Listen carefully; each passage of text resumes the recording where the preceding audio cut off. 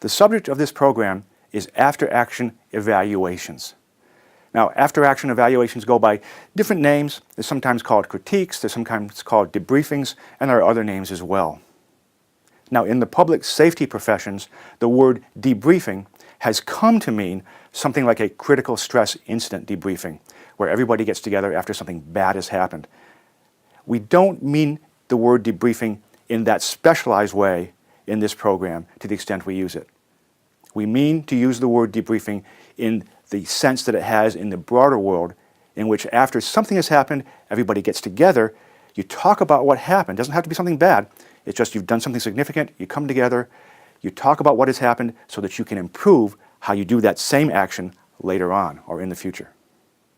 So what we're really talking about here is doing an after-action evaluation, an after-action debriefing, an after-action report, a critique, whatever you want to call it, after something significant that we've done, some kind of significant thing that we or our team have done, so that we can improve what we do in the future. So that the next time we go to that same kind of call, the next time we have to do that same kind of action, that we get better at it. So we do these after-action evaluations so that we can continuously improve, and continuous improvement is what every high-performance organization strives to do. Now, looking at the way we have done something and looking at ways we can constantly improve that in the future, that's just part and parcel of management's job in any kind of organization that hopes to have a long life. So it's part of public safety as well. Now, one of the issues that gets raised when we evaluate our performance in a candid setting are the legal issues. You know, some people, some administrators, some line people are afraid to do it because they're afraid they're going to raise a legal liability. And you know, that may or may not be true, but that's really not our concern. That's for the lawyers to handle. That's for the lawyers and your administration to work out together. The fact is, we need to figure out a way as public safety professionals to get better and better at what we do. Otherwise, we really aren't professionals. Otherwise, we're always going to be stuck doing things the same way we've always done them. And sooner or later, that's not going to be good enough. Part of any organization, any high-performance organization, any organization that's really trying to serve the public, is we're always trying to get better and better. You know, if you look at the policies of any police department or any fire department, many of them will say that after any kind of significant event, any kind of house fire, maybe a stove fire in the fire service, or maybe a narcotics raid in the police service, after any kind of significant event, that you're supposed to do an after-action debrief. You know, you're supposed to sit down and figure out what went right, what went wrong, what you can do better in the future. The fact is, as prevalent as that statement is, as prevalent as that policy is in many places, it doesn't get done a whole lot. It gets done a whole lot less than our own policies suggest we should. We suggest that as a minimum, you do an after-action critique after any kind of significant event in your agency. Now, you get to define what significant is. It doesn't have to be every traffic stop if you're a police officer, but it might be every narcotics raid. It doesn't have to be every time you respond to a request for public service in the fire service, but it could be after any kind of fire. It's up to you to decide. But after any kind of significant event, we suggest you sit down and figure out how you could do it better in the future, and how future people in your profession could do it better, or in your agency could do it better. You might, if you're a shift supervisor, you might want to have your team come together at the end of the tour and talk about what happened on that tour of duty and see what you did right, what you didn't do so well, how you can improve in the future. And if you're an individual officer or firefighter, after every individual thing you do, you might want to critique yourself. You know, if you're a police officer and you're making dozens of traffic stops every day, say you're working traffic, you might want to, after every fifth or sixth traffic stop, sit down just in your head. Ask yourself, what did I do that wasn't quite tactically correct, and what did I do that was good? What do I want to make an effort to do in the future on these next half a dozen traffic stops? And similarly, in the fire service or search and rescue or emergency management or whatever your role is in public safety.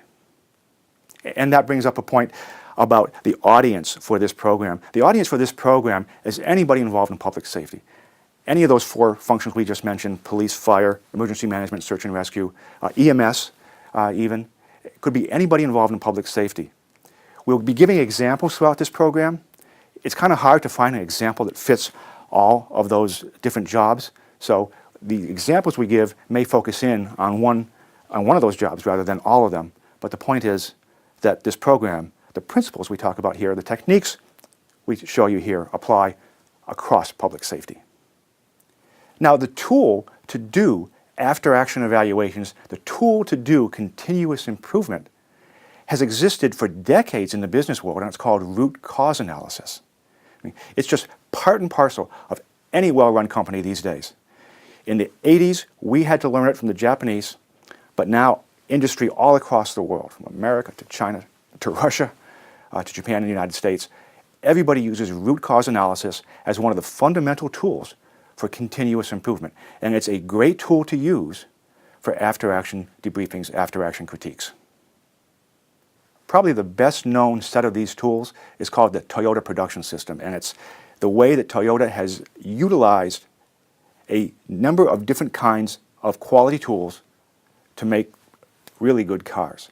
Now, it doesn't just apply to manufacturing, it can apply to any enterprise of any kind, including public safety, but it's well known, it's been around for a long time.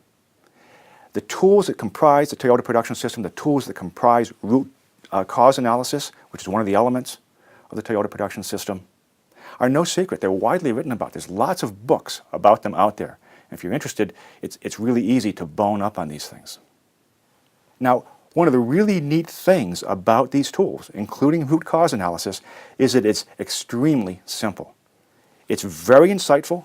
I mean, it's worked wonders in industry, but it's extremely simple. They kind of go hand in hand.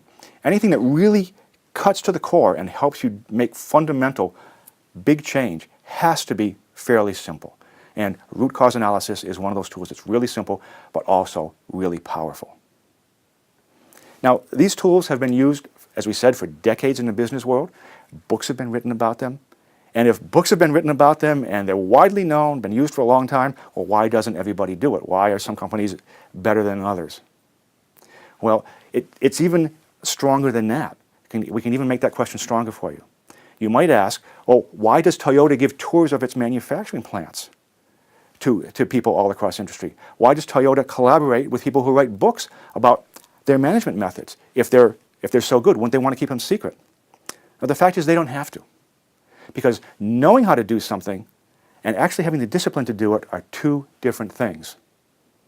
Knowing how to do something can be very, very simple. For instance, if you want to lose weight, it's very, very simple. You just exercise more and eat better. Everybody knows that. That's no secret. But having the discipline to do that every single day is what the hard part is. Same thing with these tools, including root cause analysis that we're going to be talking about in this program. Knowing how to do it is easy. Having the discipline to sit down and do it after every significant event or every tour or whatever you decide is the hard part. Discipline's the hard part. Knowing how to do something is relatively easy. Now, root cause analysis is just what it sounds like. It's looking for the root cause, the fundamental cause, the foundational cause of why something isn't being done as well as it could be. Whether that something is producing widgets on a manufacturing line, or performing well as a team on a raid, or performing well as a company at a fire. Whatever it is, whatever your job is, root cause analysis tries to figure out if something wasn't done or a number of things weren't done as well as they could be, what's the real cause of that? It doesn't try to look at the symptoms. It doesn't try to look at superficial causes. Now, there are several different methods for doing root cause analysis. Different teachers have developed different methods and they go by different names. But the principles are the same. If you read up on this, you get interested in it, and you decide you want to improvise with the way other people do it, then the way we show you here, that's great. Just remember to stick to the principles. What we're going to show you here is the way that we think is particularly applicable to public safety. Now, the way root cause analysis works is you consider the thing that didn't go quite as well as you had hoped, or the thing you'd like to improve in the future, and you start asking yourself what the reasons might be. You start positing reasons why it happened. And you may get 4 or 5 different initial reasons why someone thinks it didn't work out quite as well as it should have. And then for each one of those, let's say 5 reasons, for each one of those, you start asking why. So for reason X, you ask, well, why did X happen? And then you get Y. And then for Y, you say, well, why did Y happen? And you get Z. And you should keep asking why 5 or 7 times is typically what people suggest. You ask why 5 or 7 times, and by the time you've done that, you've either gotten to the root cause, the real reason that something didn't happen or work out as well as you'd hoped, or you've gotten to a point where you can't change anything anyway. This is kind of like a little kid, if you're a parent, that keeps asking, well, why? Well, that's what we're doing here, only we're doing it in a professional setting. Now, as you're trying to figure out what might be the causes for whatever issue you're trying to solve, it helps to have some real structure. And we suggest you use this kind of structure. This is the kind of structure they use in root cause analysis in industry.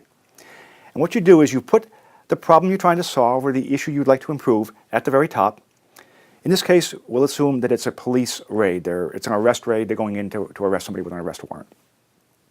And the problem was they couldn't get through the door quickly enough. They couldn't get into the structure quickly enough. We suggest that you then take that issue, draw this kind of lines underneath it, and delineate 5 separate areas that might be the problem or that the problem might lie in.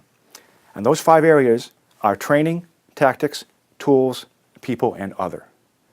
And then you start asking yourself, well, what related to people might have been an issue here? What related to tools might have been an issue, etc. But we suggest you always start with these 5 buckets. In a manufacturing environment, they start usually with 4 standard buckets, and that's people, process, equipment, and materials. But since we're in public safety, we're not in manufacturing, we think these buckets make more sense. So to recap, we suggest you put the issue that you're trying to solve or improve at the top. Underneath it, make 5 categories, and then start asking yourself what related to these 5 categories might have been a contributing factor to the issue you're trying to solve. So you can see what we've done here. Under each of these 5 categories, we've listed a potential reason why we couldn't get through the door fast enough. We couldn't think of anything in the other category, but under people, well, maybe Joe, who was the guy on the ram, wasn't strong enough to get through the door. Under tools, someone suggested, well, maybe the ram was ineffective. Under tactics, somebody pointed out that we kept hitting the door even though we knew the ram wasn't being effective, so that wasn't real smart. And under training, well, we didn't bring all of our tools, and that might be a training issue. We didn't bring all the tools with us to the door that we could have used. So now what we're going to do is for each one of these reasons, we're going to ask, well, why did that happen? And we're going to keep going down this chain until we get to what we think is the root cause. Now, obviously, this is a police example.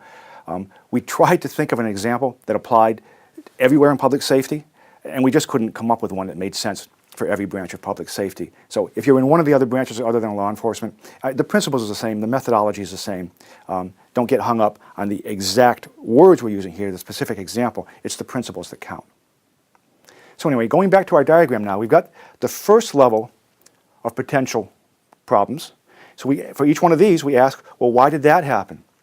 Going back to people, well, somebody suggested Joe wasn't strong enough. Well, it comes down to here, we go, well, Joe's our strongest guy, and he's a pretty big guy, and he gets through most doors. So that's clearly not the problem. So on this branch here, this is a dead end. We stop there. We can't go any farther. Can't do anything about that. Joe's our strongest guy. He's plenty strong. That's not the root cause. Going over to tools, someone has suggested that the ram was ineffective. Well, the reason the ram was ineffective, why did that happen? Why was the ram ineffective? We didn't know the door was barricaded. That's the answer to that question.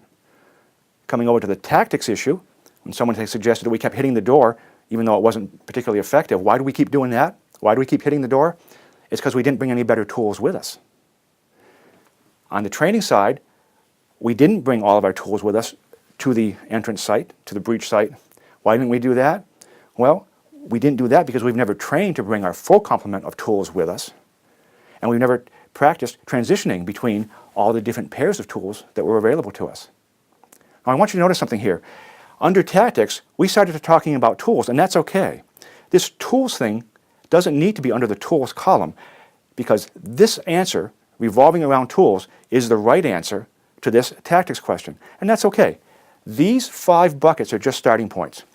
The chains that they create, the chains of question and answer, why, are going to flow wherever they flow. So if you wind up talking about tactics over in tools or tactics in people, it doesn't matter. So long as you keep asking why at every level, you're doing the right job. So you probably know what we have to do next. For each one of these second level causes, we have to ask why again. Now remember, over here in people, we'd figured out this was a dead end. Joe is our strongest guy. Nothing we could do about it, so we don't have to go any farther down there. We left off in tools by saying we didn't know the door was barricaded, which is why the RAM was ineffective. Well, why didn't we know the door was barricaded? Well, it's because we didn't know it was a crack house, so that's why. So that's the answer to that question. Over in tactics, we didn't bring better tools. We didn't bring all of our tools with us. Now, why is that? Why didn't we do that? It's not our SOP. Now here, we've actually reached another kind of end. This isn't a dead end.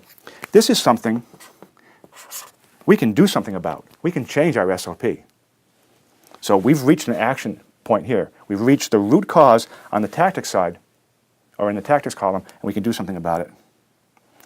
On the training side, we didn't bring all of our tools. Why didn't we do that? Well, we never trained to do that. Well, again, we've reached an action item there. That's the root cause. We never trained to do it. We can do something about that. That's an action we can take that addresses the root cause on the training branch. But we're still stuck over here with the tools column. We can take this farther and farther down until we reach the root cause as it relates to tools, and that's what we'll do next. So we're going to keep asking why until we either reach a dead end or reach what we believe to be the root cause and is something we can do something about. In this case, why didn't we know it was a crack house? Well, it's because we had insufficient intel. Ask why again. Why did we have insufficient intel? Because we didn't check with narcotics beforehand. You didn't check with the Narcotics Bureau to see if this place you were going to arrest this guy was a crack house or not, if they had any intel for you that might be useful. And it turns out they would have. They would have told you the door was barricaded probably. So, at this point, we've reached the end here. We've reached a root cause. We've reached something we can do something about, which is to change our SOP before we go on a raid, to check with anyone that might know something, anyone in our own agency that might know something about that place that would be really useful to us. All right, so we've arrived at the point that we wanted to, which is we have identified the root cause of why we couldn't get through this door quickly enough, and we found 3 of them, and they are in the categories of training, tactics, and tools. We didn't check with narcotics ahead of time. We didn't bring all of our tools with us, and we hadn't trained with all of our tools. Now the question is, now that you've identified what the real cause was of not being able to get through the door, is now what do you do about it? Now you've got these 3 causes, in this case 3 causes identified. In what order do you take them? In what priority do you put them in order to make some change and get some continuous improvement in your organization? We're going to suggest 3 ways that you might decide in what order to attack the root causes you've identified. The first one is the easiest, and that is just take the low-hanging fruit like that. I mean, stuff that doesn't really cost anything in terms of money or manpower or time or resources. Things like changing your SOP. I mean, that can usually be done very easily without any resource drain. So the low-hanging fruit, the stuff that's easy to do, that's cheap to do in terms of the resources it consumes, that's almost a no-brainer. Take those right away. The next tool you can use to figure out which problem to attack first is a tool called Constraint Analysis. And we want to explain this to you first conceptually before we go into a specific example. And conceptually, it's best illustrated by thinking of a manufacturing line. Let's say these are the stages of a manufacturing line: stage 1, stage 2, stage 3, stage 4, stage 5. These numbers here, 100, 25, 50, 150, 100, they represent the capacity of each one of those stages of the manufacturing line. So let's say we start out way over here with 100 units of whatever it is we're doing into the process, into the manufacturing line. So 100 units goes into this stage, which has a capacity of 100. This stage with a capacity of 100 outputs 100, but the next stage only has a capacity of 25. The next stage, so this stage then outputs 25 into the next stage, stage 3, which has a capacity of 50, etc., etc. Now the question is, if I want to increase the output of my manufacturing line, what do? Well, in the old days, what they did was they increased the input. They figured we want more output, we're just going to cram more stuff into the process. But that doesn't get at the real problem. As you can see, I can put an infinite number of units into this stage, but if this stage only has a capacity of 25, that's my constraint. All I'm going to get is 25 out the end, no matter what my input is. So if I want to increase the capacity of this line and do it in a systematic and logical way, and let's say I want the output to be 100 too, then the first thing I would do would be to work on this second stage. And I would work so that this stage now has a capacity of 100. So my first stage has a capacity of 100, which is what I want. My second stage now has a capacity of 100, and the manufacturing line now looks like this. So I look at my manufacturing line again after I have looked at, or after I have addressed the most constrained element, and I say, well, now that I've increased my most constrained element to the throughput I want, now this next stage, stage 3, with an output of 50 or with a capacity of 50, is my most constrained stage. So I work on this stage next. And I increase this stage. I increase the capacity of that stage so it has a capacity of 100. So I get 100 flowing through here, 100 flowing through here. Now I get 100 flowing through here. This stage has a capacity of 150. It has more capacity than I need. I don't need to do anything about that. And the last stage, stage 5, has a capacity of 100. So now, once I've increased the capacity of my most constrained stage to where I want it to be, and have achieved an output of 50 out the end, I now look at my next constrained stage, which is stage 3, with an output of 50 in this case, increase that to where I want it to be, and so on. And when I'm done having increased in order of constraint each stage to the level I want, I now have 100 units being input and 100 units being output. What I want you to notice is that if I had done anything else first except open up the capacity of stage 2, it would have had no effect, because stage 2 would have still been the constraining factor on the output of this process. So the first thing you have to increase, the first thing you have to attack, is your most constrained element in whatever process you're looking at. If I had attacked stage 3 first and opened up its capacity, wouldn't have made any difference. I had to attack the most constrained element first, because that's the way I start to change this process to get the results I want. Now, the kind of constraint analysis we just looked at as it applied to a manufacturing line actually applies to any kind of process, a management process, a police process, a fire process, really anything. And to illustrate that point, we're going to go back to another police process. In this case, it was the same problem. It was a SWAT team that couldn't breach a door. And they went through the root cause analysis, as we did before, and they came to dead ends on other and people. But they did come to 3 root causes that they thought were at fault in this particular case. In the tools category, they determined they needed a breaching shotgun. In the tactics category, they decided they needed to develop shotgun breaching tactics for the team. And in the training category, they decided that they needed to do some live shotgun breaching training. So which one to attack first? Well, none of these are really free or almost free. None of them are really low-hanging fruit. So if we look at it from a constraint analysis point of view, however, it becomes apparent that one of these is going to be the real constraint. You know, we can get the shotgun. That's pretty quick to do. It doesn't cost too much, certainly less than $1,000. We can develop the tactics. That's not going to take too many hours on the team's part. But doing the live shotgun breaching, it turns out, is the constraint, because we don't have a range to do that on. We don't have the doors to do that on, the facilities to do that on. So that is either very expensive or is going to incur a lot of travel or some negotiation with fellow agencies or something like that. So if we don't solve this problem, and we can solve this problem and this problem to our heart's content, it's still not going to solve the big problem, because this is the constraint. So what we would suggest is to this team, they start working on this problem first. Start working on a training facility first. Get that so that the end is in sight, so that, that this issue looks like it's going to be solved relatively soon. And then they can start working on these other 2. So that's how constraint analysis would look or work in terms of a police process or a public safety process. And if you're in fire or search and rescue or emergency management or EMS or whatever you're in, the same kind of thinking can be easily applied to whatever you're trying to improve.